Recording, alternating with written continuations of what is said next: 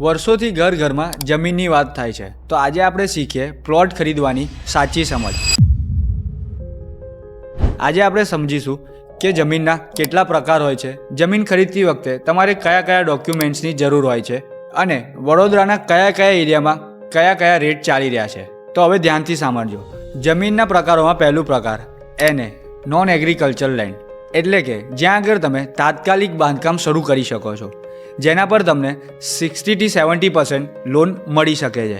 વડોદરામાં જો આપણે NA લેન્ડની વાત કરીએ તો 4,000 રૂપિયા પર સ્ક્વેર ફૂટથી લઈને 15,000 રૂપિયા પર સ્ક્વેર ફૂટ સુધીનો રેટ વડોદરામાં મળે છે.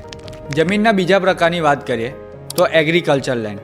એગ્રીકલ્ચર લેન્ડ એ તમને NA કરતાં અડધી કિંમત પર મળી જાય છે, પણ આ જમીન ફક્ત ખેતી કરવા માટે જ ઉપયોગમાં લેવામાં આવે છે. જો તમારે આમાં કોઈપણ જાતનું બાંધકામ કે કન્સ્ટ્રક્શન કરવું હોય તો તમારે આ જગ્યાને NAમાં કન્વર્ટ કરવી પડે છે. અને એગ્રીકલ્ચર લેન્ડમાં જો તમારે લોન લેવી હોય તો તમને આમાં લોન ઓછી મળે છે અને અમુકવાર ખૂબ જ મુશ્કેલથી મળે છે.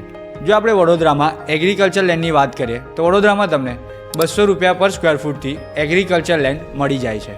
જમીનનો ત્રીજો પ્રકાર છે GIDC પ્લોટ, જેને તમે ઇન્ડસ્ટ્રીયલમાં વાપરી શકો છો. GIDC પ્લોટ્સની કિંમત NA જમીન કરતાં પણ અમુકવાર વધારે હોય છે. આ વાત તો થઈ જમીનના પ્રકારોની, પણ જો તમારે એ લિસ્ટ જોતું હોય કે જે ડોક્યુમેન્ટ્સ તમારે જમીન લેતી વખતે અવશ્ય જોઈએ તો કોમેન્ટ કરો ડોક્યુમેન્ટ, એ હું તમને તમારા DMમાં મોકલી આપીશ. ડે 5માં આપણે વાત કરીશું લોન વિશે.